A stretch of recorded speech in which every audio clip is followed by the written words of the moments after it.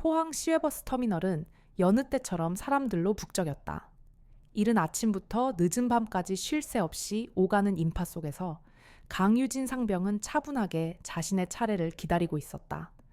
그녀의 손에는 꼬깃꼬깃 접힌 봉투 하나가 들려 있었다.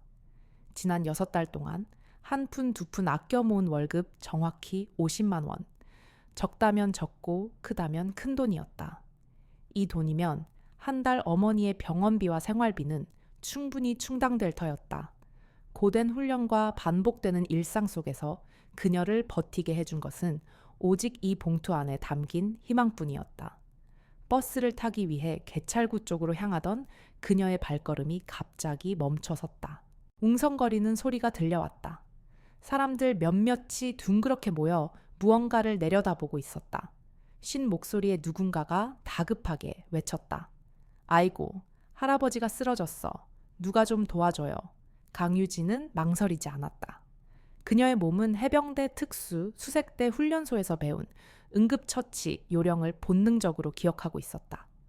군인 인식표가 드러나지 않도록 온깃을 여미며 사람들 사이를 헤치고 들어갔다.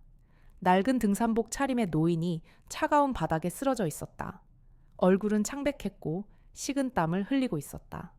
그의 눈은 초점을 잃은 채 허공을 응시하고 있었다. 그녀는 무릎을 꿇고 노인의 맥박을 확인했다. 맥박은 약했지만 다행히 뛰고 있었다. 할아버지, 제 말 들리세요?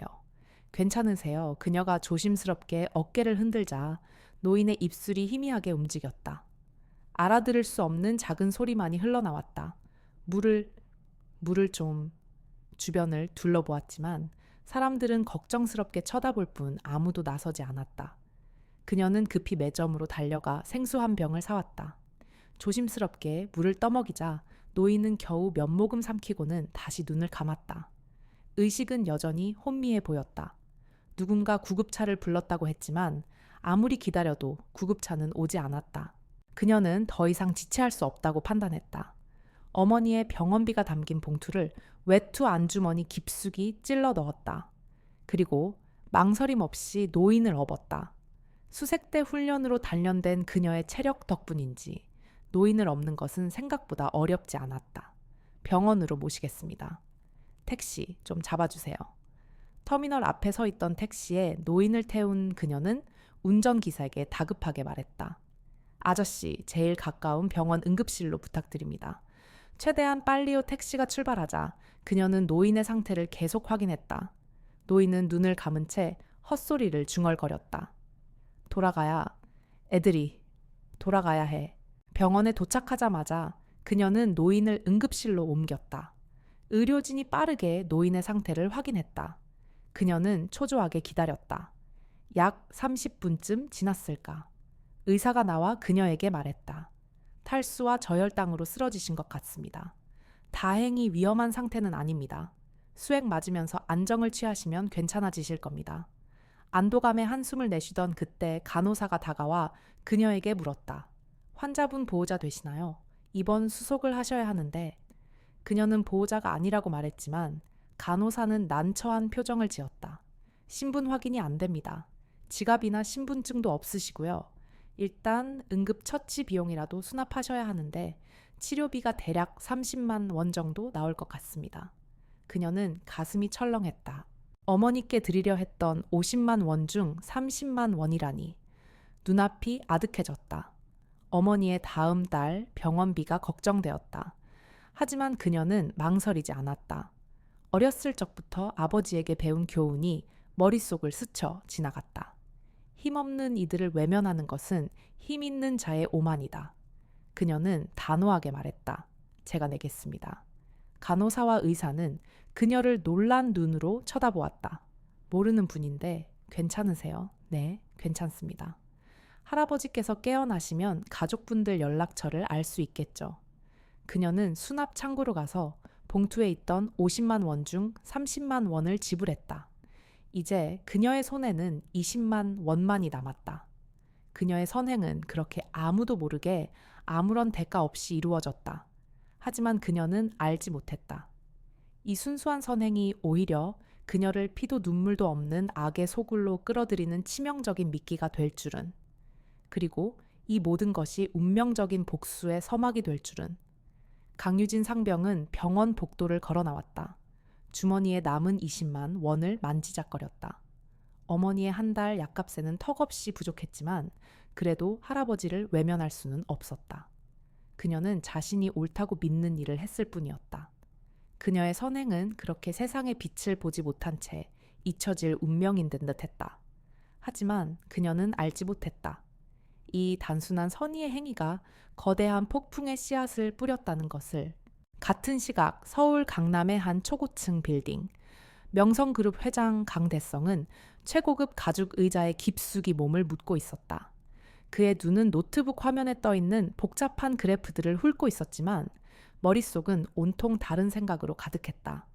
불과 30분 전 비서실로부터 걸려온 전화 한 통 때문이었다.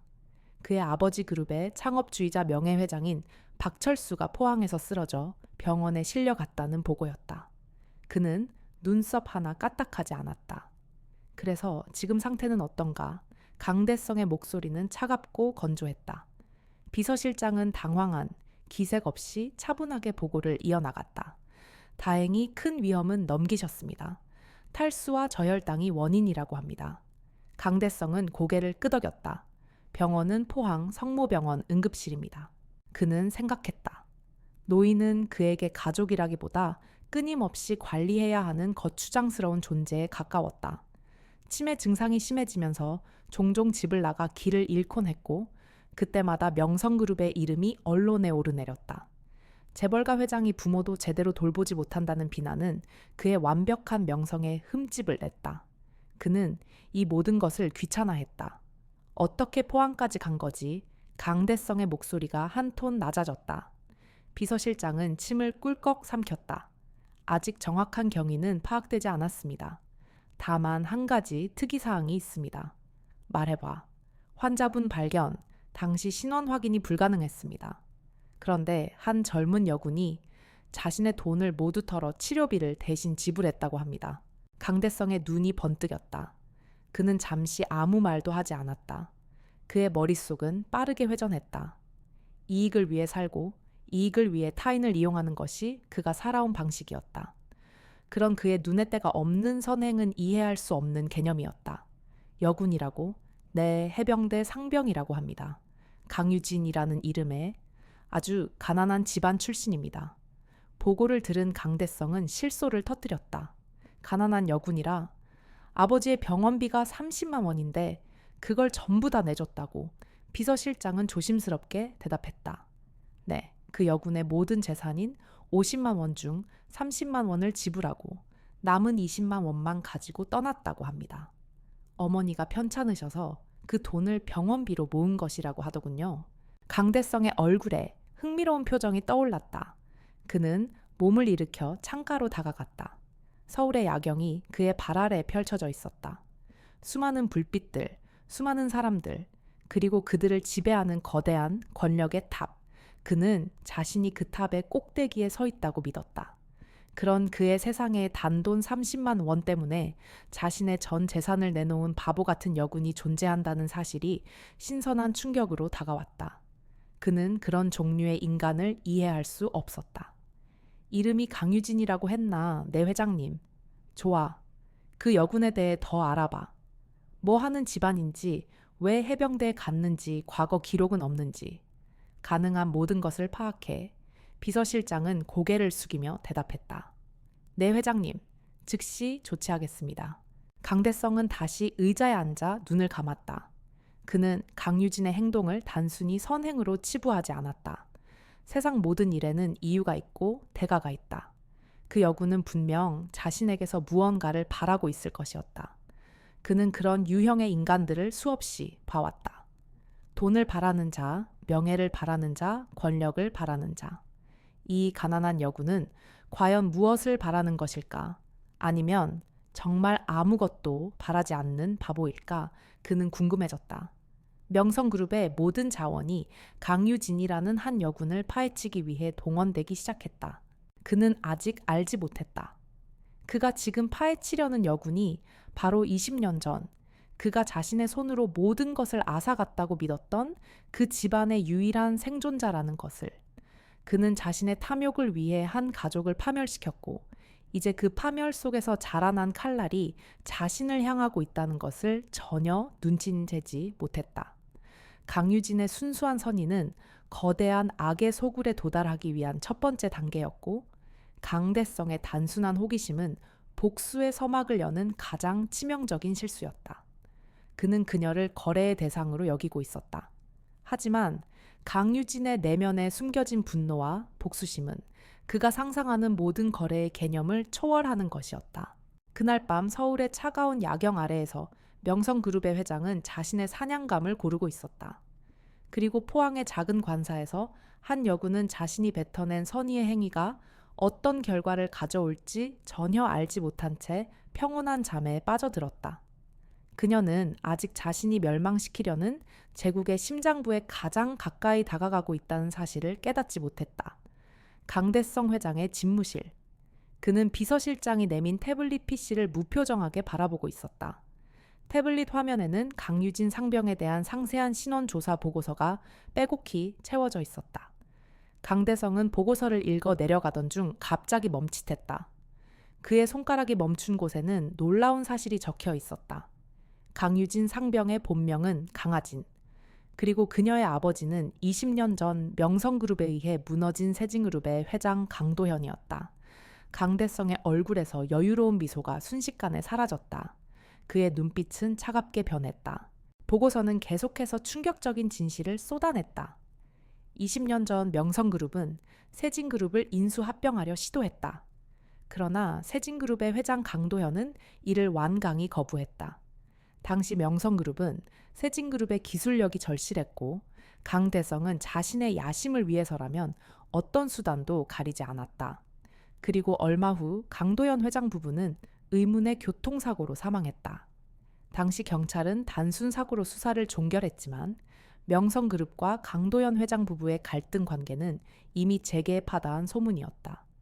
사건 후 세진그룹은 명성그룹에 강제 합병되었고 강도현 회장의 유일한 혈육인 어린 딸 강아지는 모든 재산을 강탈당했다. 그녀는 고아원으로 보내졌고 낯선 집으로 입양되어 새로운 이름인 강유진으로 살게 되었다. 보고서에는 강유진의 불우한 성장 과정이 담겨 있었다. 양부모는 그녀의 아픔을 보듬어주기보다 세진그룹의 유산을 조금이라도 얻어내려 했고 실패하자 그녀를 모질게 학대했다. 그녀는 겨우 20살이 되어 독립했고 생활비를 벌기 위해 공사장에서 막노동을 하며 어렵게 살았다. 그리고 어머니의 병원비를 마련하기 위해 해병대에 자원 입대했다. 20년의 세월 동안 그녀는 자신의 진짜 이름을 잃어버린 채 복수라는 단 하나의 목표만을 가슴에 품고 살아왔다. 강대성은 태블릿 PC를 집어 던졌다. 딱 하는 소리와 함께 화면에 금이 갔다. 그는 믿을 수 없다는 듯 허탈하게 웃었다. 강하진이라니, 세진그룹의 딸이라니, 그 애가 살아있었다니. 그는 자신이 과거에 저지른 죄악이 단순한 사고로 묻혔다고 믿고 있었다. 하지만 그 죄악은 복수의 칼날이 되어 20년의 세월을 뛰어넘어 그를 향해 되돌아오고 있었다. 그는 자신의 아버지를 구해준 여군이 복수의 화신이라는 것을 깨달았다. 우연처럼 보였던 모든 일이 이제는 섬뜩한 계획처럼 느껴졌다. 터미널에서의 만남, 그리고 그녀의 순수한 선행까지도. 그 모든 것이 자신을 무너뜨리기 위한 치밀한 함정처럼 느껴졌다. 강대성의 눈은 차갑게 빛났다. 그에게는 두 가지 감정이 동시에 밀려왔다. 하나는 경멸이었다. 감히 자신을 향해 복수의 칼날을 들이대는 미천한 존재에 대한 경멸. 다른 하나는 불안이었다. 20년의 세월 동안 흔적조차 없이 사라졌던 존재가 가장 약하고 순진한 방식으로 자신의 심장부를 건드려왔다는 불안감. 그는 자리에서 일어나 집무실 문을 열고 소리쳤다. 비서실장 당장 들어와. 비서실장이 허둥지둥 뛰어들어왔다. 네, 회장님. 강대성은 거친 숨을 몰아쉬며 명령했다. 그 계집에 대한 모든 정보를 지워.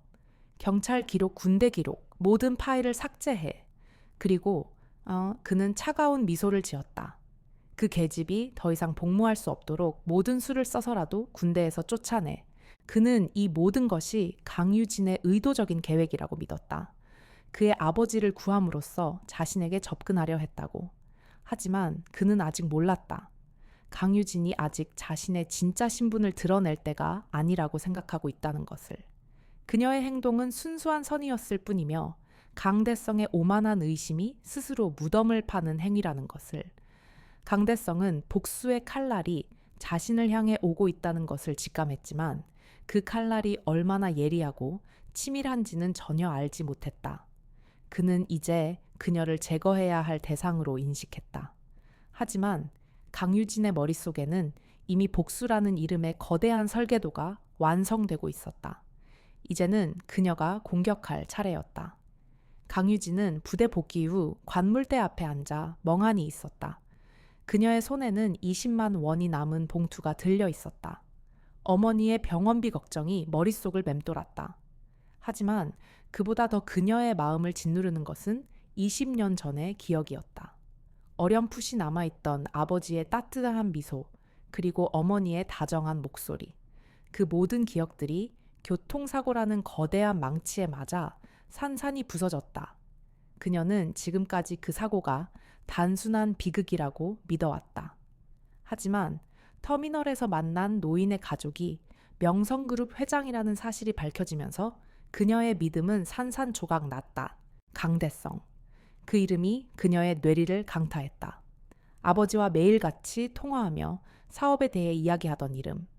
그녀가 어렸을 때 명성그룹의 초고층 빌딩을 올려다보며 감탄했던 기억이 떠올랐다. 그때는 몰랐다. 그 거대한 빌딩이 자신의 가족을 집어삼킨 괴물의 심장부라는 것을. 그녀의 부모님이 돌아가신 그날 명성그룹은 세징그룹을 집어삼켰다. 20년 동안 묻혀있던 잔혹한 진실이 서서히 그 모습을 드러냈다. 단순한 교통사고가 아니었다. 그것은 명성그룹의 탐욕이 빚어낸 계획적인 살인이었다. 그녀의 온몸에 분노가 치밀어 올랐다. 차가운 분노였다. 어린 시절 고아원과 양부모 집을 전전하며 겪었던 멸시와 조롱 배고픔과 외로움이 마치 거대한 파도처럼 그녀를 덮쳤다. 그녀는 주먹을 꽉 쥐었다. 손톱이 손바닥을 파고들었지만 아무런 고통도 느껴지지 않았다. 그녀는 이미 20년 전 부모님의 시신 앞에서 감정이라는 것을 모두 죽여버렸다. 그녀에게 남은 것은 오직 복수라는 단 하나의 불꽃뿐이었다. 그녀의 복수는 단순히 돈이나 명예를 되찾는 것이 아니었다. 그것은 명성그룹이 그녀에게서 빼앗아간 모든 것, 즉 그녀의 이름과 가족, 그리고 삶 자체를 되찾는 처절한 싸움이었다. 그녀는 자리에서 일어나 거울을 들여다봤다. 거울 속에는 짧은 머리의 여군 한 명이 서 있었다. 땀과 흙으로 얼룩진 얼굴 거칠어진 손. 이 모습이 그녀의 20년을 대변하고 있었다. 강대성. 당신이 내게서 모든 것을 빼앗았어. 이제 내가 당신의 모든 것을 빼앗을 차례야. 그녀의 눈빛은 차갑고 단단하게 빛났다. 그동안 그녀가 겪었던 고통과 멸시가 그녀를 더욱 강하게 만들었다. 그녀는 복수를 위해 살았다. 복수를 위해 해병대에 입대했다. 해병대는 그녀에게 생존의 기술을 가르쳐 주었다. 약육강식의 세계에서 살아남는 법, 그리고 가장 강력한 무기를 사용하는 법을. 그날 밤 강유진은 초소 근무를 서면서 자신의 과거를 다시 되짚어 보았다. 20년 전 그녀는 모든 것을 잃었다. 부모님, 집 이름. 하지만 그녀는 살아남았다. 그리고 그 생존은 단순한 우연이 아니었다. 그것은 복수를 위한 필연적인 운명이었다. 그녀는 자신의 내면에 숨겨진 분노를 끄집어냈다. 차갑고 이성적인 분노. 명성그룹이 저지른 모든 죄악을 하나하나 되갚아줄 설계도를 머릿속에 그리기 시작했다. 첫 번째 타겟은 부모님의 죽음을 단순 사고로 종결시켰던 경찰청장이었다. 그는 명성그룹의 충견이었다. 두 번째는 명성그룹의 지원을 받아 승승장구한 배신자 친구. 세 번째는 돈과 권력에 눈이 멀어 진실을 은폐한 부패한 검사. 그리고 마지막 모든 죄악의 근원인 명성그룹의 회장 강대성. 그녀는 알고 있었다. 이 싸움은 계란으로 바위 치는 싸움이라는 것을. 명성그룹은 거대한 바위였고 그녀는 깨지기 쉬운 계란이었다. 하지만 그녀는 두려워하지 않았다. 그녀는 이미 모든 것을 잃었기 때문이었다. 더 이상 잃을 것도 두려워할 것도 없었다. 그녀는 이제 더 이상 약하고 가난한 여군이 아니었다. 그녀는 복수라는 이름의 칼날이었다.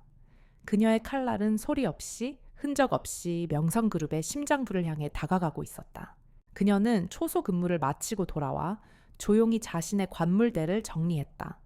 그녀의 내면은 이미 전쟁터였다. 그녀는 이제 더 이상 평범한 여군으로 살아갈 수 없었다. 그녀의 삶은 오직 복수라는 단 하나의 목적만을 위해 존재할 터였다. 그녀는 자신의 손에 들린 봉투를 바라봤다. 20만 원. 어머니께는 이 돈을 드려야 했다. 하지만 그 돈을 받기 위해 그녀는 또 다른 것을 희생해야만 했다.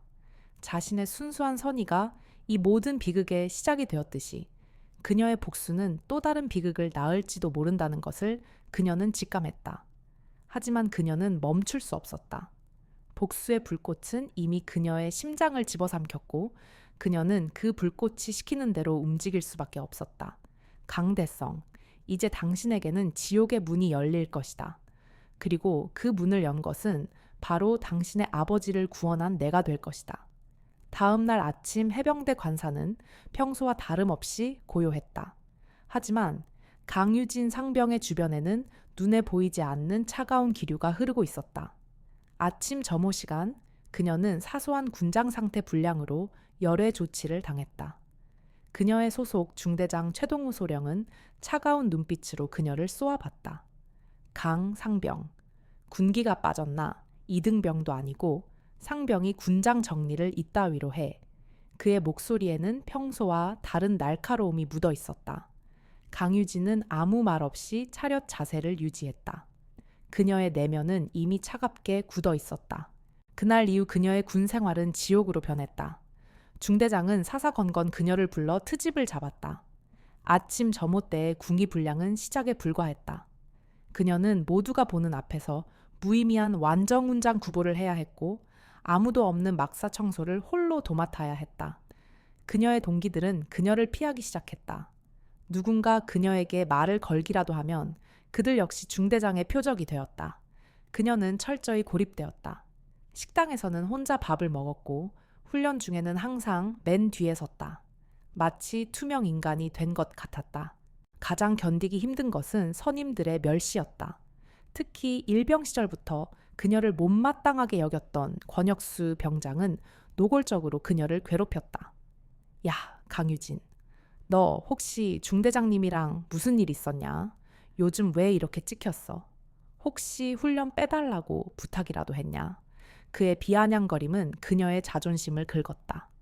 권혁수는 그녀에게 불합리한 작업을 시키고 그녀가 힘들어서 지쳐 쓰러지려고 할 때마다 조롱했다. 야, 해병이 왜 이렇게 약해 내같게 무슨 해병이라고. 하지만 강유진은 아무런 반응도 보이지 않았다. 그녀는 고통을 고통으로 여기지 않았다. 이 모든 것이 자신의 과거를 숨기기 위해 감내해야 할 과정이라고 생각했다. 어느 날 오후 그녀는 훈련장에서 고된 야전 훈련을 마쳤다. 몸은 천근만근 무거웠고 식은땀이 비오듯 쏟아졌다.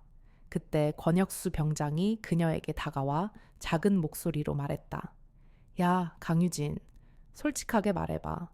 너 진짜 무슨 일 있었지? 중대장님이 그러시는데 네가 어떤 쓰레기 같은 놈과 엮였다고 하시더라. 그게 무슨 뜻이야? 강유진은 대답하지 않았다. 권혁수는 그녀의 어깨를 밀치며 말했다. 말 안 할 거지? 그래, 좋아. 그럼 몸으로 때워야지. 그는 그녀의 어깨에 모래주머니 2개를 추가로 올려주었다. 모래주머니는 그녀의 어깨를 짓눌렀고 그녀는 비틀거렸다. 그녀는 고통 속에서도 똑바로 서 있었다. 그녀의 눈은 굳게 닫혀 있었다. 그녀는 마음속으로 되뇌었다. 나는 강하진이다. 명성그룹에 의해 모든 것을 빼앗긴 강도현 회장의 딸이다. 이 정도 고통쯤은 아무것도 아니야. 나는 이 모든 고통을 복수의 불꽃으로 만들 것이다. 그녀의 몸은 고통스러웠지만 정신은 더욱 날카로워졌다. 그녀는 억압과 멸시가 자신을 꺾을 수 없다는 것을 알았다. 오히려 그것이 그녀의 복수심에 더 큰 불을 지피는 연료가 되었다. 그날 밤 그녀는 샤워실에서 몸에 든 멍 자국을 보았다. 거울 속 자신의 모습은 이전보다 훨씬 차갑고 굳건해져 있었다. 그녀는 스스로에게 말했다. 이제 시작이야. 명성그룹이 내게서 모든 것을 빼앗아간 것처럼 나 역시 너희에게서 모든 것을 빼앗을 것이다. 하나씩 천천히 고통스럽게. 그녀의 복수심은 단순한 분노를 넘어 차갑고 이성적인 힘으로 변질되고 있었다. 군대라는 시스템은 그녀를 억압하려 했지만 오히려 그녀에게 복수를 위한 완벽한 무기를 쥐어주는 셈이 되었다. 그녀는 이제 더 이상 눈물을 흘리지 않았다. 감정은 사치였다. 그녀의 마음속에는 오직 복수라는 단 하나의 설계도만이 존재했다. 그녀는 군대라는 감옥 속에서 스스로를 단련했다. 몸과 마음을 강철처럼 굳혔다. 이 모든 고통은 곧 명성그룹의 몰락을 위한 가장 중요한 밑거름이 될 터였다. 강유진은 그렇게 모두가 멸시하고 조롱하는 가난한 여군으로 남은 채 자신의 진짜 신분을 숨기고 복수의 때를 기다렸다. 밤 12시 해병대 관사는 고요했다. 모두가 깊은 잠에 빠져 있었지만 강유진 상병의 잠은 이미 20년 전에 멈췄다. 그녀는 소리 없이 침상에서 내려와 화장실로 향했다. 그곳에서 그녀는 작은 군용 라디오를 켰다. 라디오 소리에 묻혀 외부와 연결된 위성통신 단말기가 가동되었다. 군대라는 완벽한 감시망 속에서 그녀가 몰래 구축한 비밀 통신망이었다. 그녀는 20년 동안 오직 복수를 위해 해킹 기술과 보안망 우회 기술을 독학으로 익혔다. 이제 그 기술을 사용할 때가 온 것이다. 그녀의 손가락이 키보드 위를 춤추기 시작했다. 그녀의 목표는 명확했다. 부모님의 교통사고를 단순 사고로 종결시킨 장본인이자 명성그룹에 충실한 게 경찰청장 조민석이었다. 그녀는 조민석의 모든 개인 정보를 파고들었다. 그의 휴대전화, 개인 이메일, 그리고 은행 거래 내역까지. 그녀의 해킹 실력은 이미 일반적인 보안 시스템을 뛰어넘는 수준이었다. 강대성 회장이 사설 보안 전문가들을 고용해 그녀의 정보를 지우려 했지만 그녀의 기술은 그들의 상상을 초월했다. 강유진은 조민석의 시스템에서 모든 비리 파일을 복사했다. 그녀는 명성그룹으로부터 받은 검은 돈 내역 거액의 뇌물이 오고 간 차명 계좌 정보, 그리고 수많은 범죄를 은폐한 정황이 담긴 보고서들을 하나하나 확인했다. 그녀의 심장은 요동치지 않았다. 그녀는 이미 이 모든 것을 예상하고 있었다. 그녀의 눈이 가장 깊숙한 곳에 숨겨진 파일 하나에 꽂혔다. 파일명은 세징그룹 최근 사고 보고서, 최종 수정본. 그녀는 떨리는 손으로 파일을 열었다. 그 안에는 그녀의 부모님이 사망한 교통사고의 원본 보고서가 들어있었다. 원본 보고서에는 차량의 브레이크와 조향 장치가 의도적으로 조작되었다는 내용이 명확하게 기록되어 있었다. 목격자 진술서에는 사고 현장에서 조민석과 명성그룹 소속의 직원들이 목격되었다는 내용까지 포함되어 있었다. 하지만 이 모든 진실은 최종 보고서에서 삭제되었다. 그리고 그 삭제를 지시한 사람은 바로 조민석이었다. 그녀의 눈은 차갑게 빛났다. 그동안 그녀의 마음을 짓누르던 의문들이 마침내 풀렸다. 그녀의 부모님은 강대성 회장의 탐욕에 의해 무참히 살해된 것이었다. 그녀는 복잡한 암호화 과정을 거쳐 이 모든 파일을 세상에 내보냈다. 그녀는 파일들을 여러 개의 덩어리로 나눈 뒤 수백 개의 서버를 경유하여 익명으로 언론사와 시민단체 그리고 최고위 공수처에 전송했다. 파일들은 조민석이 평생 동안 쌓아올린 명성과 권력을 한순간에 무너뜨리기에 충분했다. 그녀는 자신의 흔적을 남기지 않았다. 이제 조민석은 자신이 왜 공격받았는지 조차 모른 채 파멸의 나락으로 떨어질 터였다. 그녀는 고요히 단말기에 전원을 끄고 자신의 침상으로 돌아왔다. 아침이 밝았다. 변경 라디오에서는 평소와 다른 긴급 속보가 흘러나왔다. 경찰청장 조민석 거액의 뇌물수수 및 직권남용 혐의로 긴급 체포. 강유진은 차분하게 라디오를 들었다.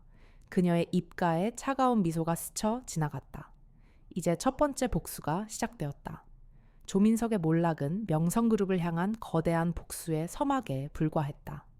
그녀는 권력을 돈으로 사려는 자들이 얼마나 나약하고 우스꽝스러운지 알고 있었다. 그녀의 다음 타겟은 명성그룹의 지원을 받아 성공한 그녀의 옛 친구, 배신자 박준형이었다. 그녀는 잠든 동료들의 평화로운 얼굴을 보며 생각했다. 나는 더 이상 너희와 같은 평범한 사람이 아니야. 나는 그림자다. 그리고 내 그림자는 명성그룹을 덮칠 것이다. 경찰청장 조민석의 추락은 대한민국 전체를 뒤흔들었다. 언론은 그의 비리 혐의를 연일 헤드라인으로 다루었고, 검찰은 명성그룹과의 유착 관계를 파헤치기 시작했다. 강대성 회장은 자신의 신복이 무너지는 것을 보며 격노했다. 그는 즉시 이 모든 일이 그 여군의 소행임을 직감했다. 하지만 그녀의 행방은 묘연했고 그녀의 흔적은 그 어떤 사이버 수사팀도 찾을 수 없었다. 그때 강유진은 이미 다음 복수를 준비하고 있었다. 그녀의 두 번째 타겟은 그녀의 어린 시절 친구이자 배신자 명성그룹의 핵심 임원 박준형이었다. 박준형은 강대성의 비호를 받으며 승승장구했다.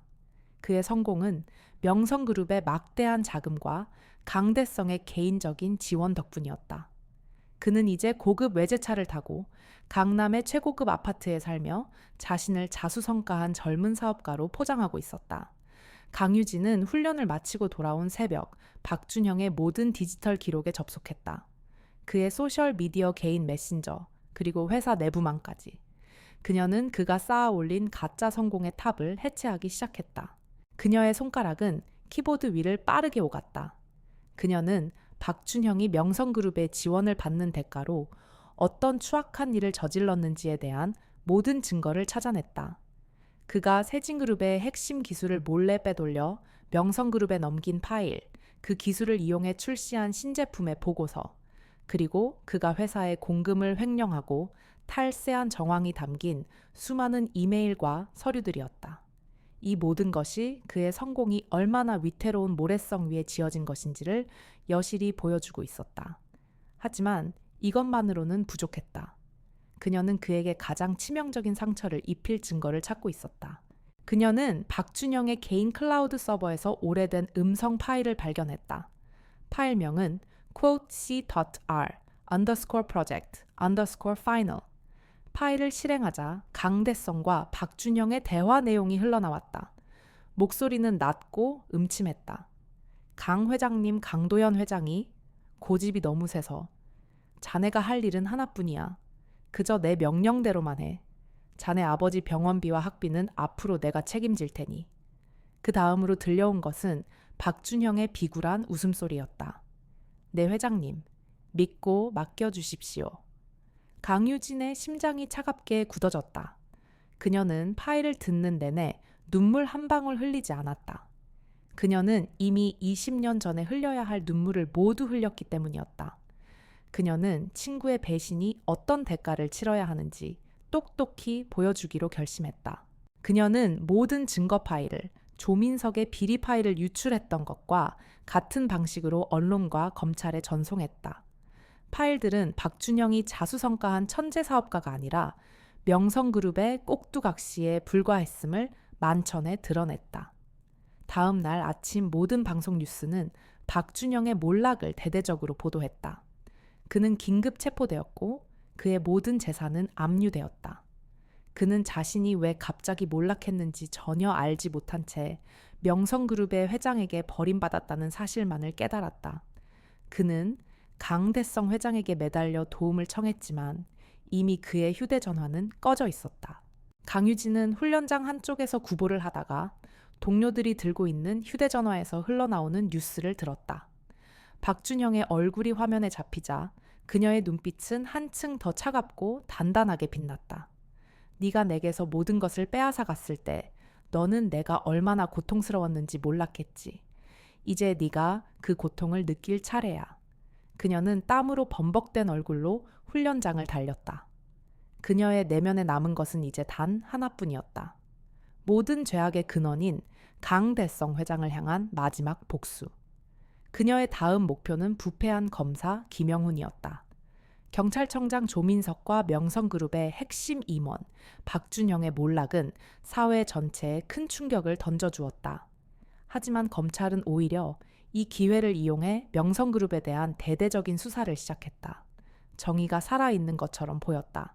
그러나 이 모든 것은 강유진의 치밀한 계획이었다. 그녀의 세 번째 타겟은 부패한 검찰의 정점에 서 있는 김영훈 검사였다. 20년 전 그녀의 부모님 사건을 맡아 증거를 조작하고 사건을 은폐한 장본인이 바로 그였다. 그는 강대성 회장의 숨은 조력자였다. 김영훈 검사는 조민석과 박준형의 몰락을 보며 비웃었다. 그는 그들이 너무 어리석다고 생각했다. 증거를 제대로 지우지도 못하고 돈만 밝히다가 파멸을 맞았다고. 그는 자신의 죄는 완벽하게 은폐했다고 믿었다. 명성그룹과의 모든 거래는 오프라인에서 이루어졌고 증거는 철저히 파기되었다. 그는 자신이 쌓아 올린 견고한 성안에서 안전하다고 확신했다. 하지만 그는 한 가지를 간과하고 있었다. 강유진의 해킹 기술은 과거의 흔적까지도 되살려낼 수 있다는 것을. 강유진은 김영훈의 디지털 기록에 접근했다.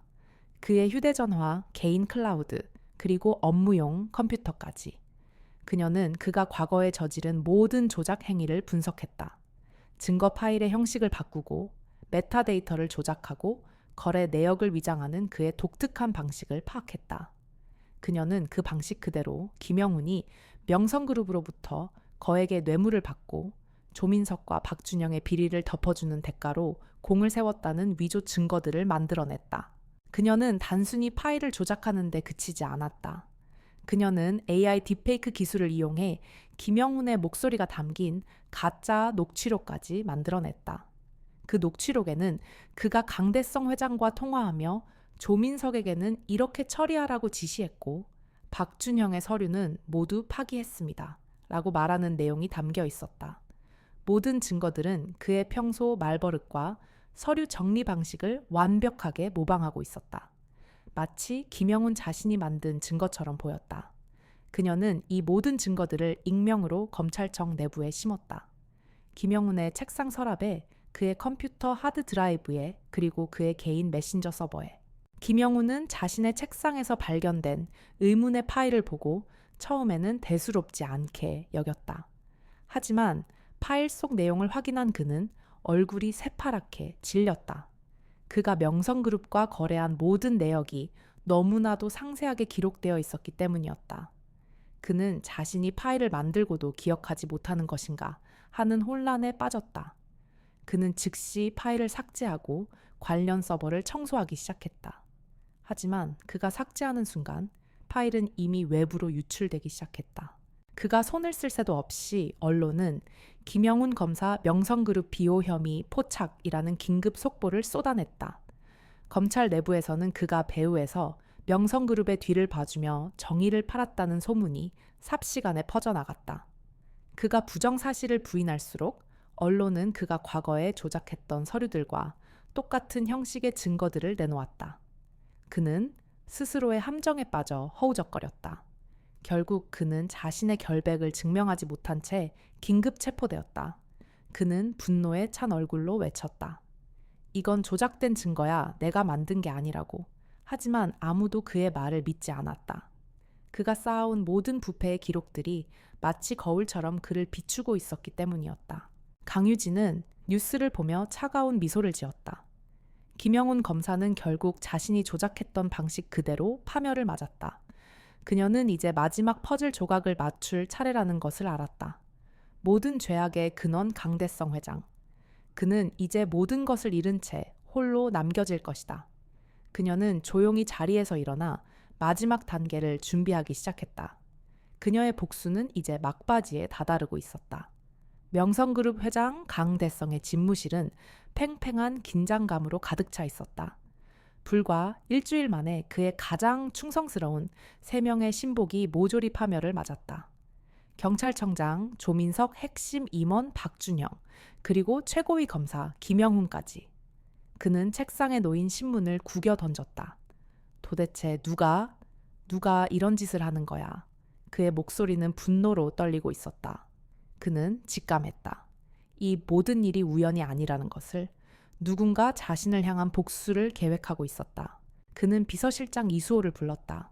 이수호는 20년 동안 강대성의 곁을 그림자처럼 지켜온 인물이었다.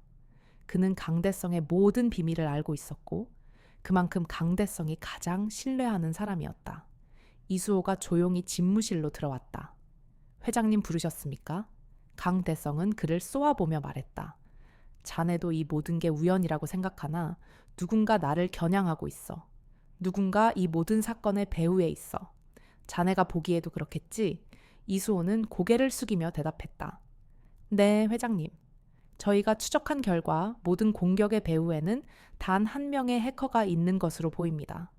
그는 자신의 흔적을 완벽하게 지우고 있습니다. 마치 그림자처럼요. 강대성의 눈이 번뜩였다. 그림자라고 그놈이 원하는 게 뭐지? 돈인가? 명예인가? 이수호는 잠시 침묵하다가 말했다. 아직 파악되지 않았습니다. 하지만 한 가지 확실한 것은 그가 회장님 주변의 인물들을 노리고 있다는 것입니다. 마치 사냥꾼이 먹잇감을 쫓듯 하나씩 제거해 나가고 있습니다. 강대성은 분노를 사겼다. 그는 평생을 사냥꾼으로 살아왔다. 먹잇감이 되어본 적은 단 한 번도 없었다. 그런데 이제 이름도 얼굴도 모르는 존재에게 사냥당하고 있었다. 그는 자신의 권력과 힘이 얼마나 허약한 것이었는지 깨달았다. 그는 이수호에게 명령했다. 사냥꾼을 고용해. 가장 뛰어난 사냥꾼을. 그 그림자를 찾아내. 그리고 내 눈앞에 끌고 와. 이수호는 차분하게 대답했다. 이미 조치했습니다. 세계 최고의 사이버 보안 전문가들을 동원했습니다. 하지만 그 그림자는 저희의 예상을 뛰어넘습니다. 저희의 모든 방어벽을 쉽게 뚫고 들어왔습니다. 마치 우리 시스템의 모든 것을 알고 있는 것처럼 말입니다.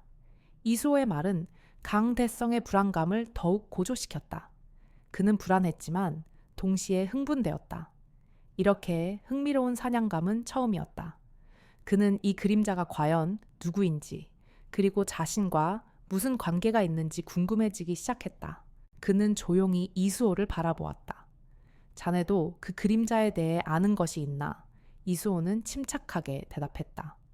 저희가 파악한 바로는 그가 사용하는 해킹 기술은 과거의 한 기업에서 개발했던 기술과 유사합니다. 세진그룹이라는 곳입니다. 강대성의 얼굴이 일그러졌다. 그는 20년 전 자신의 손으로 파멸시켰던 그 기업의 이름이 다시 들려오자 소름이 돋았다. 세진그룹이라고 말도 안 돼. 그 기업은 이미 20년 전에 사라졌어. 그 기업의 기술은 우리 명성그룹이 모두 흡수했잖아. 그의 목소리가 떨렸다. 이수호는 조용히 고개를 숙였다. 네, 회장님. 하지만 기록이 남아 있습니다.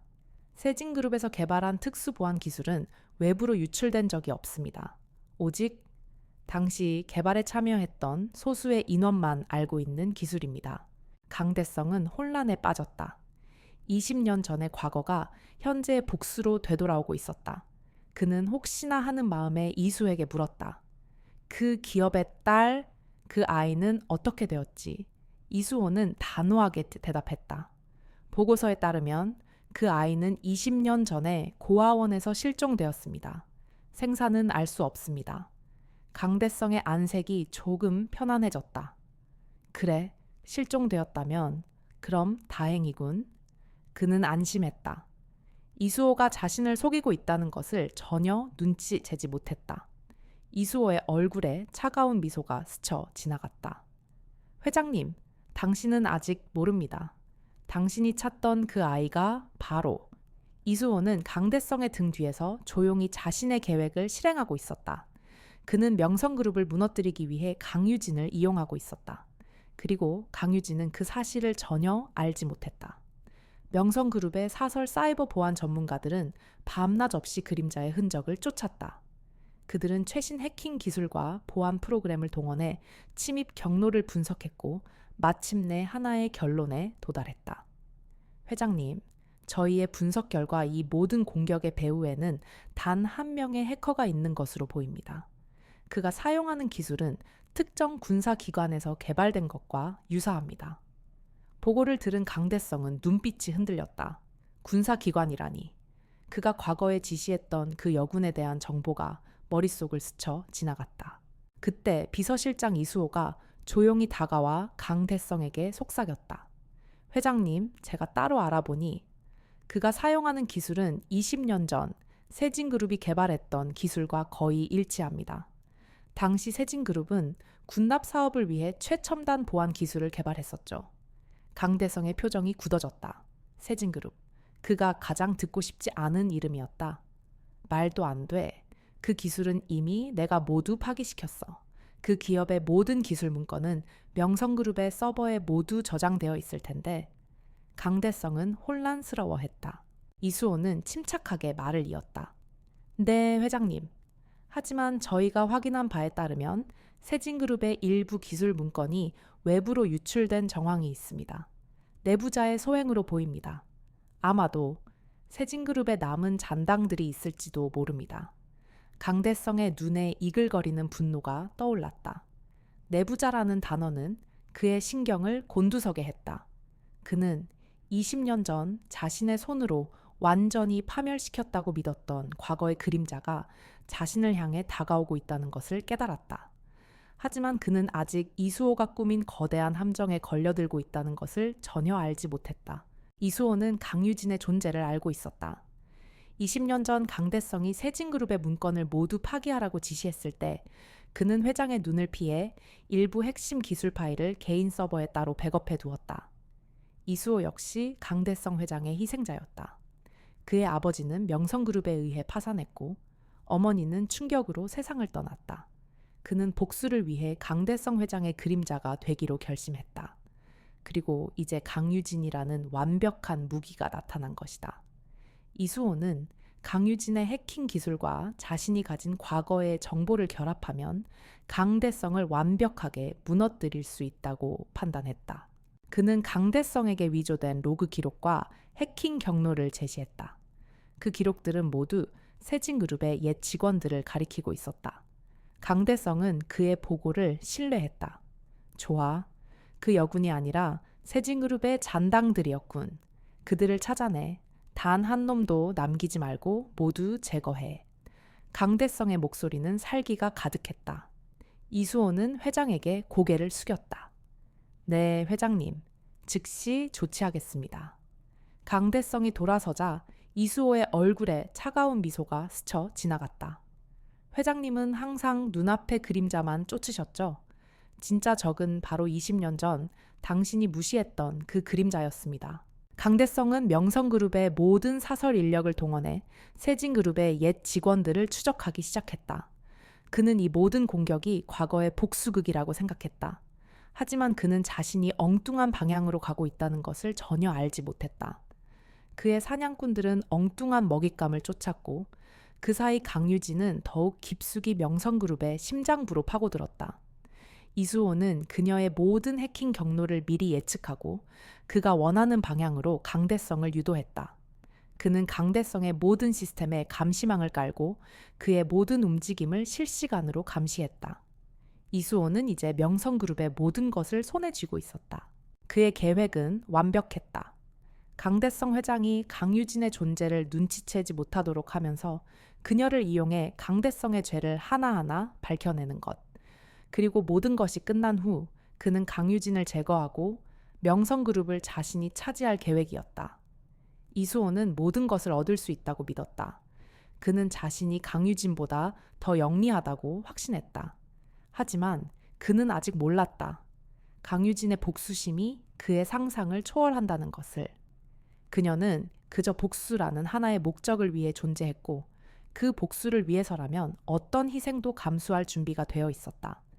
이제 3명의 복수자들은 서로 다른 목적을 가진 채 각자의 길을 걷기 시작했다. 강대성 회장은 자신의 사설 정보팀이 보고한 세진그룹 잔당이라는 가상의 적을 믿었다. 그는 이 모든 공격이 과거의 명성그룹에 의해 파멸한 기업의 복수극이라고 판단했다. 그는 즉시 방역을 준비했다. 명성그룹의 모든 언론 플레이 전문가와 사설 해커들을 동원해 세진그룹의 옛 직원들을 사보타주와 기업 스파이 혐의로 몰아붙이기 시작했다. 언론은 명성그룹의 보도자료를 앵무새처럼 받아쓰기 시작했고 여론은 명성그룹의 편에 섰다. 강대성은 자신이 승기를 잡았다고 확신했다. 그는 가장 강력한 무기를 사용하기로 결정했다. 그는 대규모 기자회견을 열고 세징그룹의 해킹 공격 증거라며 위조된 파일을 공개할 계획이었다. 그 파일은 강유진이 이전에 심어놓은 허위 정보들로 구성되어 있었다. 강대성은 자신의 계획이 완벽하다고 믿었다. 그 위조된 증거들을 공개하면 세징그룹의 옛 직원들은 사회에서 매장될 것이고 명성그룹은 피해자 코스프레를 하며 여론의 지지를 얻을 것이었다. 그는 기자회견장에 들어서는 자신의 모습이 마치 영웅처럼 보일 것이라고 상상했다.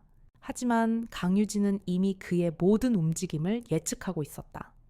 그녀는 강대성이 기자회견을 열어 세징그룹의 옛 직원들을 공격할 것이라는 정보를 미리 파악했다.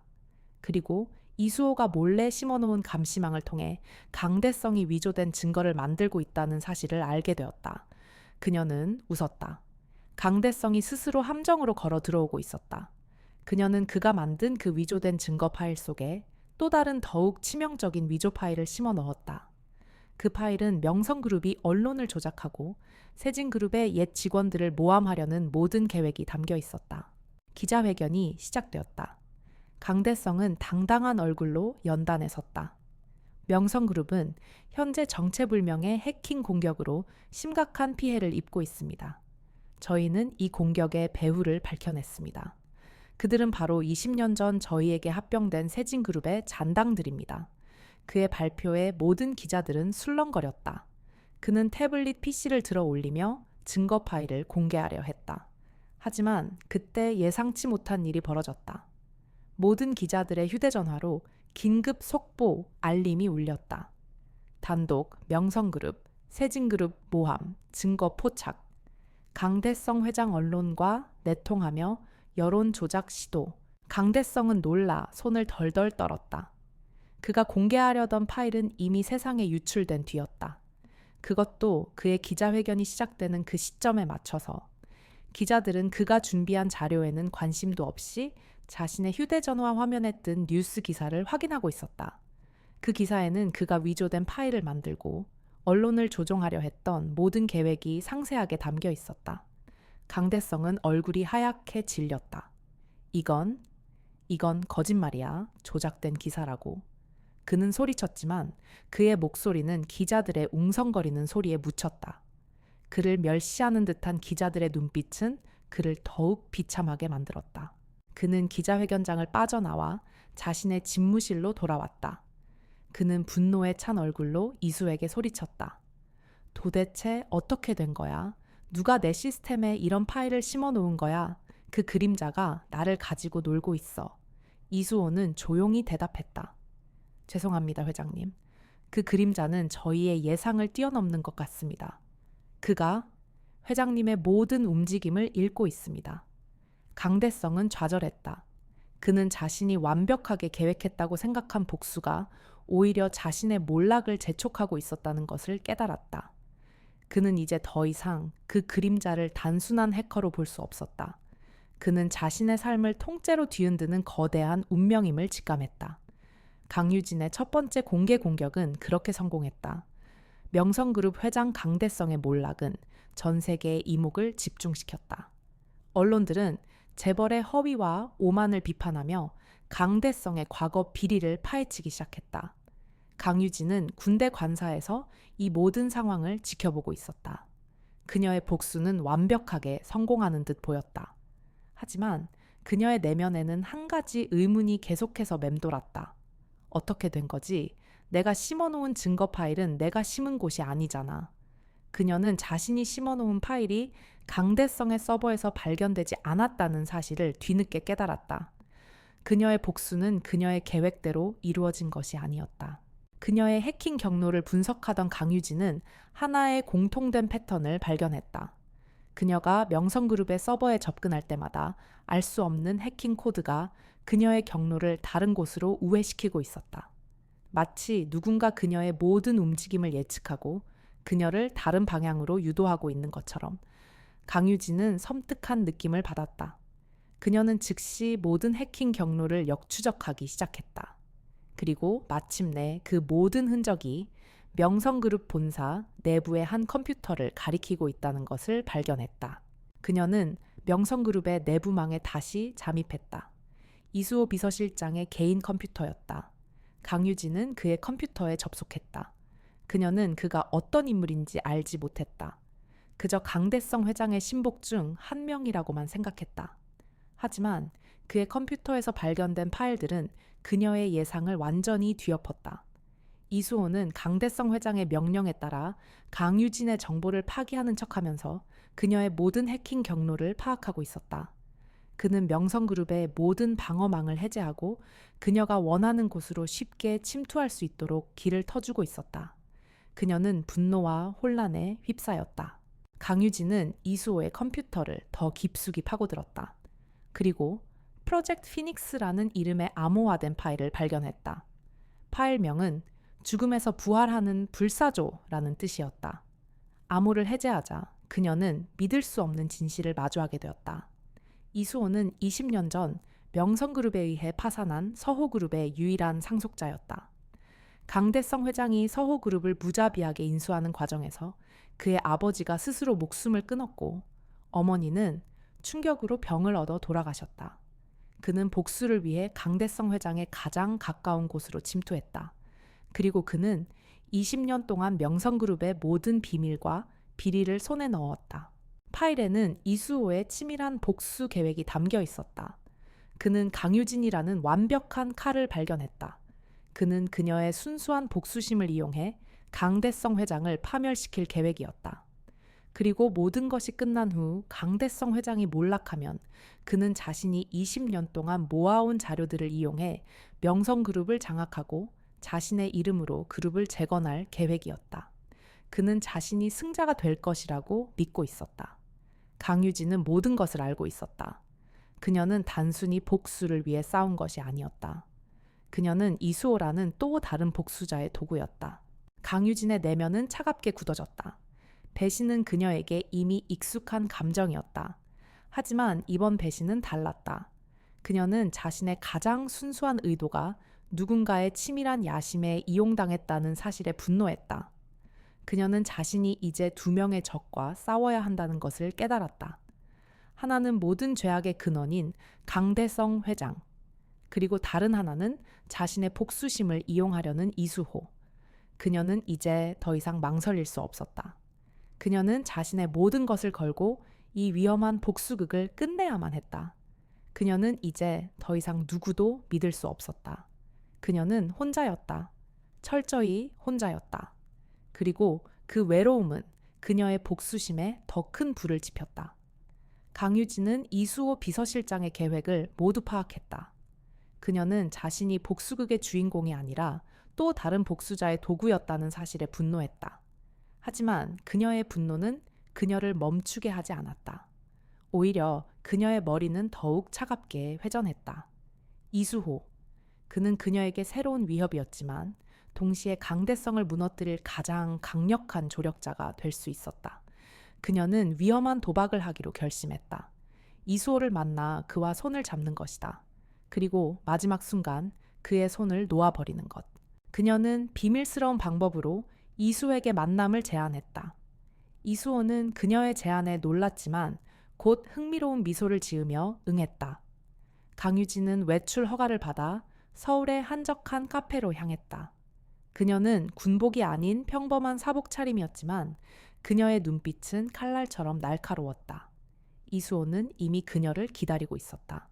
그는 강대성 회장의 충성스러운 비서가 아니라 모든 것을 잃은 한 남자의 얼굴로 그녀를 바라보았다.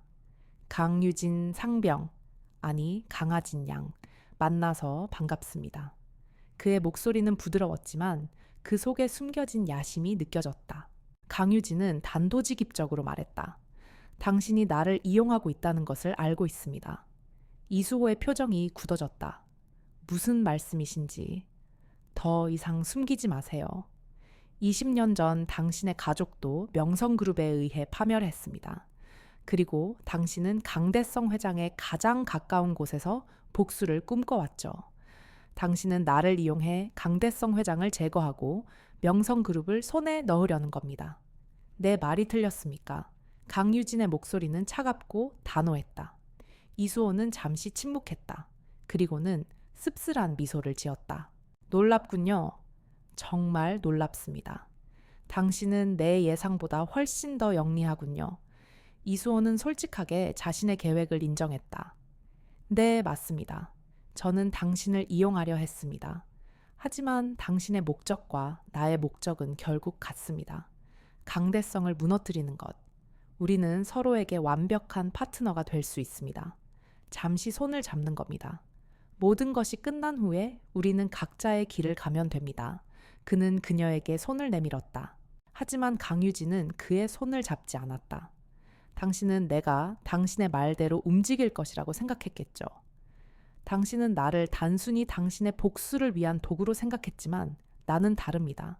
나는 내 복수를 위해 움직일 뿐입니다. 당신이 당신의 복수를 위해 살아왔듯이 나 역시 나의 복수를 위해 살아왔으니까.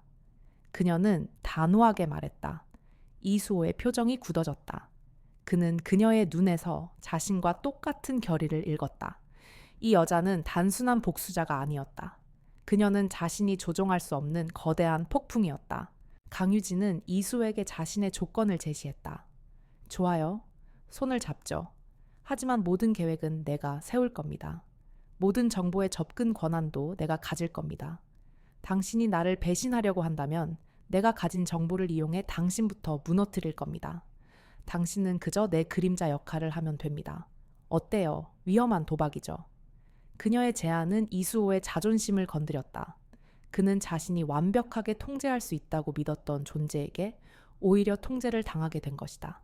그는 잠시 망설였다. 하지만 강유진의 눈빛은 그가 거부할 수 없는 단호함으로 빛나고 있었다. 결국 이수호는 미소를 지으며 고개를 끄덕였다. 좋아요. 당신의 제안을 받아들이겠습니다. 그는 그녀와 함께 손을 잡는 대신 그녀의 눈을 똑바로 바라봤다. 하지만 기억하세요. 마지막에 웃는 자가 진정한 승자라는 것을.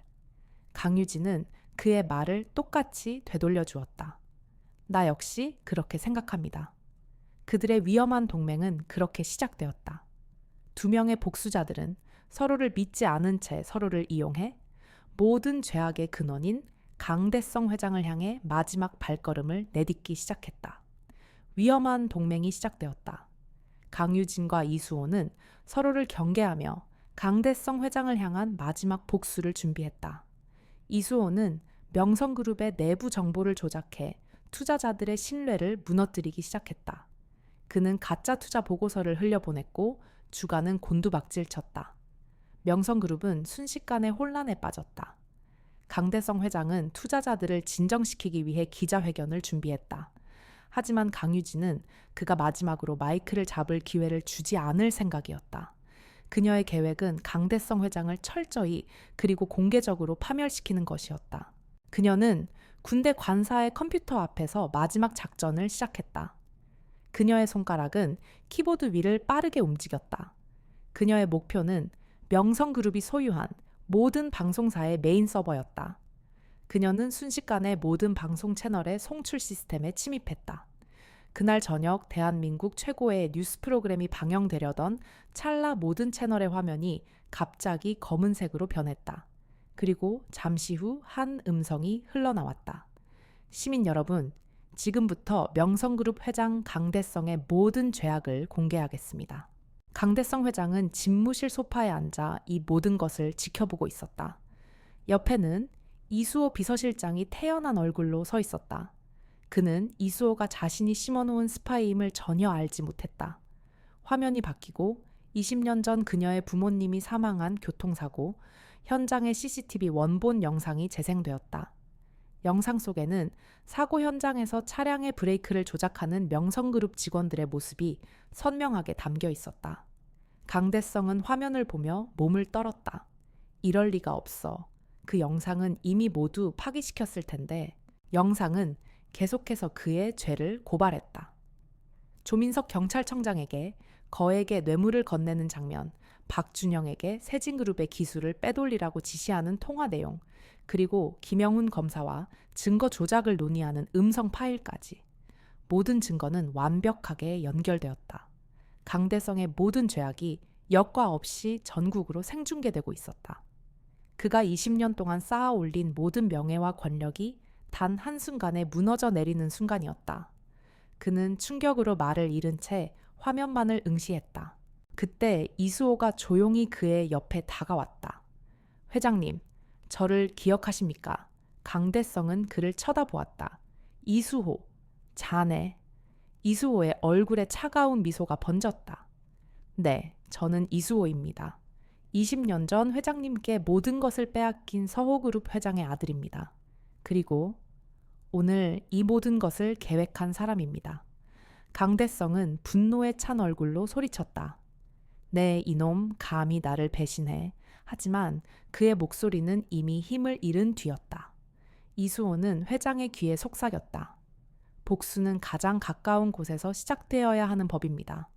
그리고 당신의 아버지를 구한 그 여군도 당신의 죄악에 대한 증거였죠.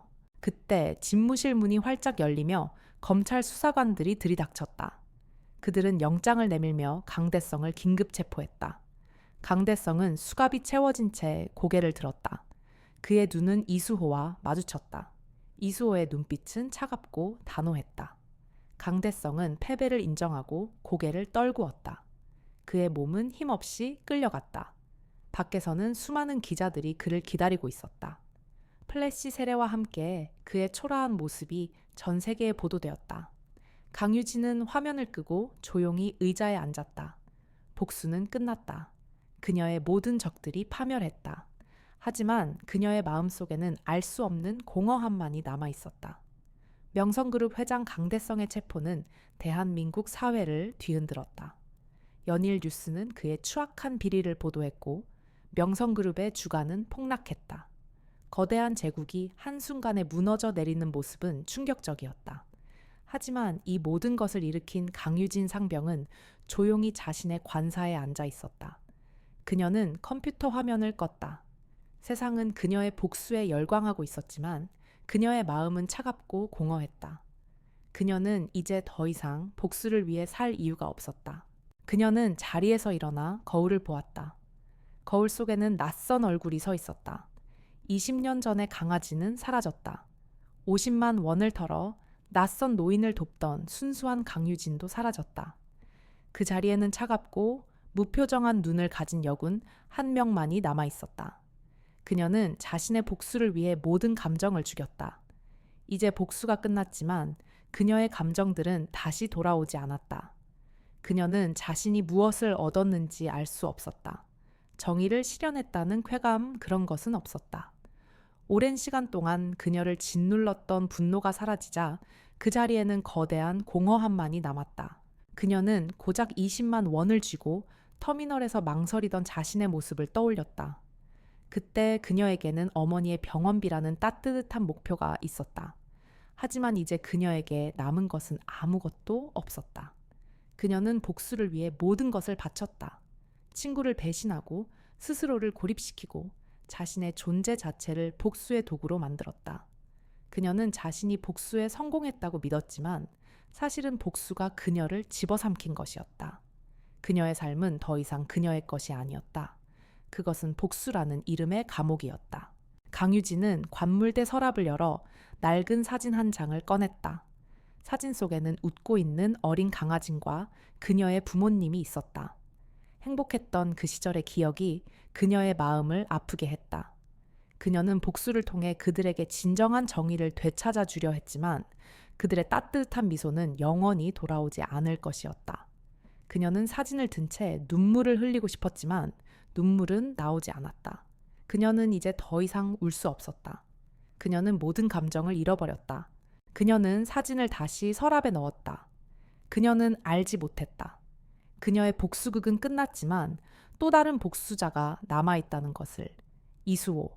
그는 강대성 회장의 몰락을 지켜본 후 강유진의 존재를 삭제하려 할 터였다. 그는 명성그룹을 손에 넣기 위해 또 다른 피를 필요로 할 것이었다. 강유진은 이제 이수호라는 또 다른 거대한 위협을 마주해야 했다. 그녀는 자신의 복수가 새로운 복수극의 시작을 알리는 신호탄이었다는 것을 깨달았다. 그녀는 이제 무엇을 위해 싸워야 할까? 그녀는 모든 것을 되찾았지만 가장 중요한 삶의 의미는 잃어버렸다. 그녀는 침대에 누웠다. 그녀의 눈은 천장을 멍하니 응시했다. 20년 동안 그녀를 지탱해 주었던 복수심이 사라지자 그녀의 몸은 마치 뼈와 살이 분리된 것처럼 무기력해졌다. 그녀는 이제 어디로 가야 할까? 누구를 위해 살아야 할까? 그녀는 답을 찾을 수 없었다. 그녀의 승리는 너무나도 공허했고 그 공허함은 그녀의 영혼을 조금씩 갉아먹고 있었다. 이 모든 것은 그녀의 선택이었다. 하지만 그녀는 자신이 이토록 비참한 결과를 얻으리라고는 상상하지 못했다. 그녀는 복수의 대가로 모든 것을 잃은 가장 외로운 승리자였다. 강대성 회장의 체포 후 대한민국은 새로운 혼란에 빠졌다. 명성그룹의 주가는 끝없이 추락했고 회장 자리는 공석이 되었다. 언론은 명성그룹의 몰락을 사필 규정이라며 대대적으로 보도했다. 그리고 얼마 지나지 않아 명성그룹의 비리를 폭로하는 데 결정적인 역할을 한 의문의 내부 고발자에 대한 소문이 돌기 시작했다. 강유진은 군대 관사에서 그 소문이 이수호 비서실장임을 직감했다. 그녀의 예상은 틀리지 않았다. 며칠 후 이수호는 기자회견을 자청했다. 그는 담담한 표정으로 자신이 오랜 시간 동안 강대성의 비리를 추적해왔으며 모든 증거를 모아 검찰에 넘겼다고 밝혔다. 그는 스스로를 내부의 정의를 지킨 영웅으로 포장했다. 언론은 그의 용기에 찬사를 보냈고 시민들은 그를 강대성 회장을 무너뜨린 유일한 희망이라며 칭송했다. 그는 완벽하게 세탁된 모습으로 명성그룹의 회장 자리에 오를 준비를 하고 있었다. 강유진은 이 모든 것을 보며 차갑게 웃었다. 이수호의 성공은 그녀의 마음속에 남아있던 공허함을 다시금 분노로 채웠다. 그녀는 복수를 완성했다고 믿었지만 사실은 또 다른 괴물을 만들어낸 셈이었다. 그녀의 정의로운 복수가 이수호의 탐욕을 위한 발판이 된 것이다. 그녀는 다시금 키보드 앞에 앉았다. 이번에는 복수가 목적이 아니었다. 그녀는 정의를 위해 싸워야 했다. 이수호는 강대성과 다를 바 없는 악인이었다. 그는 죄를 짓고도 영웅 행세를 하며 모든 것을 차지하려 했다.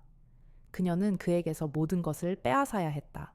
그녀는 이수호의 모든 디지털 흔적을 파헤쳤다. 그의 개인 메신저 휴대전화, 그리고 과거의 모든 통화 기록까지. 그녀는 이수호가 강대성 회장의 비서를 자처하며 뒤로는 자신의 이익을 위해 모든 정보를 조작하고 증거를 은폐하며 심지어는 자신의 가족의 죽음까지 이용하려 했다는 증거들을 찾아냈다. 그가 강대성을 무너뜨리기 위해 그녀를 이용했다는 치밀한 계획이 드러났다.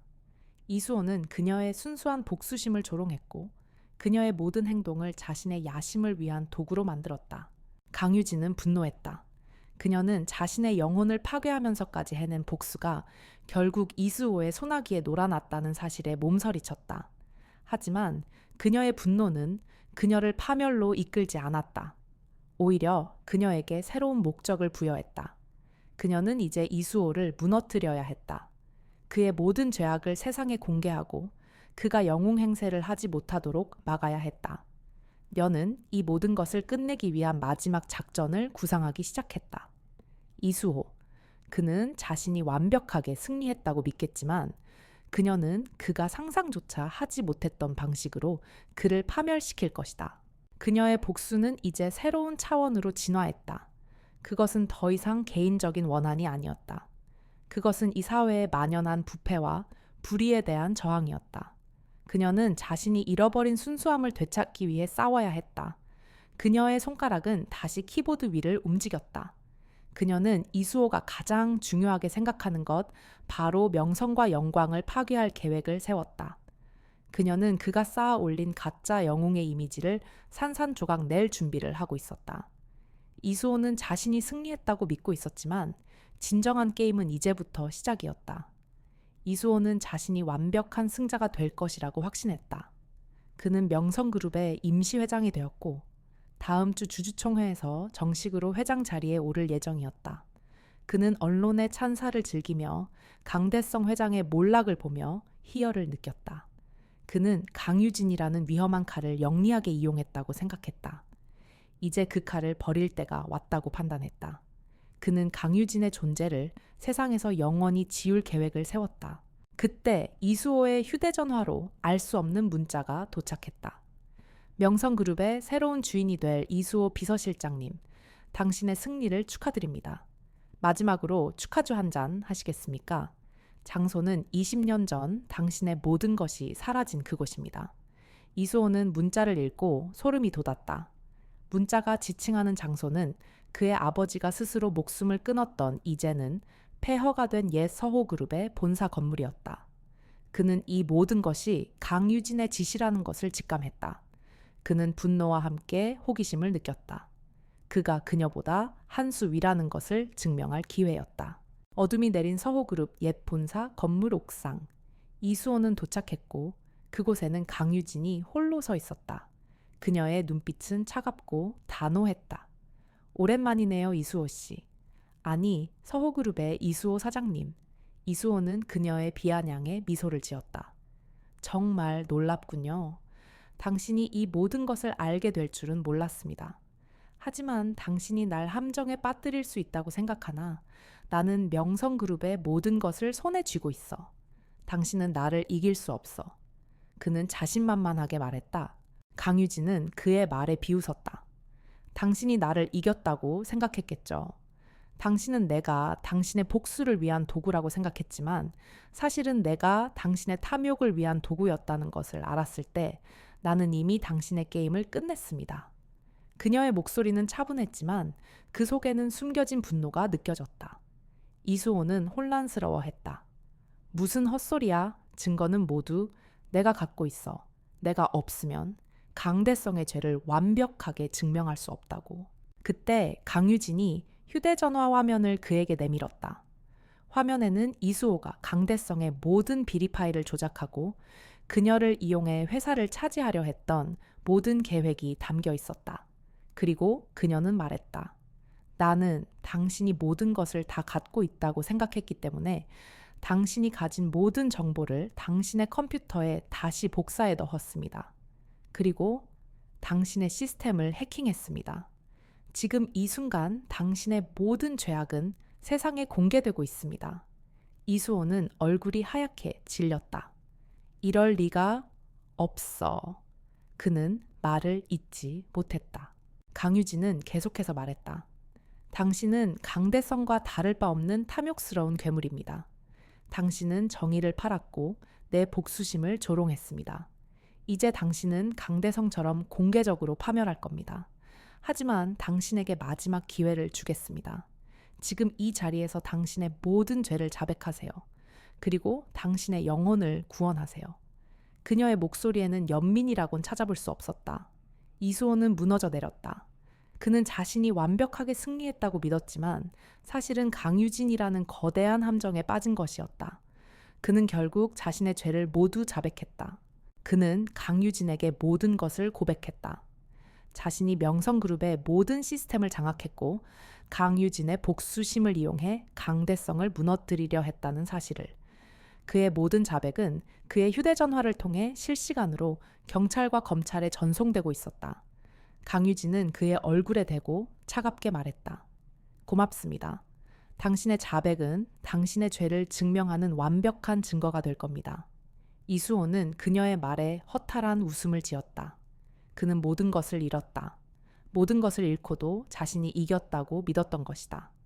강유진은 그를 뒤로 한 채 조용히 발걸음을 옮겼다. 복수는 이제 끝났다. 1년이 지났다. 명성그룹은 역사 속으로 사라졌고 강대성 회장은 법의 심판을 받아 무기징역을 선고받았다. 이수호는 자신이 모든 것을 잃은 채 감옥에 갇혔다. 세상은 이 모든 것을 정의의 승리라고 불렀지만 강유진은 여전히 공허했다. 그녀는 저녁 후 조용히 혼자 살고 있었다. 그녀는 모든 것을 되찾았지만 그녀의 내면은 여전히 차갑게 굳어 있었다. 그녀의 복수는 그녀를 살아남게 했지만 그녀의 영혼을 황폐하게 만들었다. 그녀는 이제 더 이상 복수를 위한 목적도 삶을 위한 희망도 없었다. 그러던 어느 날 그녀의 집으로 한 노인이 찾아왔다. 맑고 깨끗한 눈빛을 가진 노인이었다. 그는 20년 전 그녀가 터미널에서 구해주었던 그 할아버지였다. 노인의 얼굴에는 치매의 흔적이라고는 찾아볼 수 없었다. 그는 그녀의 손을 잡고 말했다. 강유진, 양, 고맙네. 정말 고맙네. 자네 덕분에 나는 모든 것을 되찾았네. 그리고 내 아들에게 내가 어떤 죄를 지었는지도 깨달았지. 강유진은 놀라 아무 말도 하지 못했다. 노인은 계속해서 말했다. 자네가 내 아들을 무너뜨린 것을 원망하지 않아. 오히려 고맙네. 그 아이는 자네에게서 빼앗은 것을 되찾기 위해 더 큰 죄를 짓게 될 뻔했네. 자네가 그를 막아주었네. 노인은 강유진의 모든 과거를 알고 있었다. 이수호가 모든 것을 고백하면서 그의 진실도 함께 드러났던 것이다. 그는 강유진의 손을 잡고 조용히 말했다. 자네가 내 아들을 구해주기 위해 자신의 모든 재산을 내놓았다는 것을 알고 있네. 그때 자네는 아무것도 바라지 않았지. 그것이 자네의 진짜 모습이었네. 하지만 복수는 자네를 바꿔놓았네. 자네가 모든 것을 되찾았지만 나는 자네의 영혼이 여전히 아파하고 있다는 것을 알고 있네. 노인의 따뜻한 말 한마디에 강유진의 눈가에 뜨거운 눈물이 맺혔다. 20년 만에 처음 흘리는 눈물이었다. 노인은 주머니에서 봉투 하나를 꺼냈다. 이건 자네의 어머니께 드리는 치료비와 생활비일세. 자네의 그 50만 원은 수백 배의 가치가 있었네. 강유진은 봉투를 받지 못했다. 저는 그럴 자격이 없습니다. 하지만 노인은 그녀의 손에 봉투를 쥐어주며 말했다. 아니, 자네는 자격이 있어. 자네가 보여준 순수한 선행이 결국은 진정한 정의를 이끌어냈으니까. 그리고 나 역시 자네에게 할 말이 있네. 자네가 가진 그 해킹 기술과 지능은 더 이상 복수를 위해 쓰여서는 안 되네. 이제 자네가 가진 재능을 다른 사람들을 위해 사용하게. 노인은 한 가지 제안을 했다. 그는 자신의 재산을 모두 기부해 사회 정의를 위한 새싹 재단을 설립했다. 그는 강대성 회장과 이수호 같은 이들에게 억울하게 피해를 입은 사람들을 돕고 사회의 부조리를 고발하는 재단이라고 설명했다. 그는 강유진에게 그 재단의 총책임자가 되어달라고 부탁했다. 강유진은 놀랐다. 저는. 노인은 그녀의 눈을 똑바로 바라보며 말했다. 자네는 과거의 피해자였지만 이제는 정의의 수호자네. 자네의 아픔이 다른 사람들의 희망이 될 수 있네. 자네의 그 차갑고도 단단한 눈빛이 바로 정의의 불꽃이 될 수 있네. 강유진은 그날 밤 깊은 고민에 빠졌다. 그녀의 복수는 끝났지만 그녀의 삶은 계속되어야 했다. 그녀는 이제 더 이상 복수라는 어두운 목적을 위해 살고 싶지 않았다. 그녀는 노인의 제안을 받아들이기로 결심했다. 그녀는 자신의 기술을 사회의 부조리를 파헤치고 힘없는 사람들을 돕는 데 사용하기로 했다. 그녀의 첫 번째 행동은 명성그룹의 이름으로 학대받았던 모든 사람들을 찾아내 돕는 것이었다. 그녀의 복수는 그렇게 새로운 형태의 정의로 승화되었다. 그녀는 이제 더 이상 복수자가 아니었다. 그녀는 수호자였다. 그리고 그녀의 삶은 비로소 다시 시작되었다. 그녀의 이야기는 가난한 여군의 순수한 선행에서 시작되었지만 결국 정의를 위해 싸우는 여전사의 이야기가 되었다.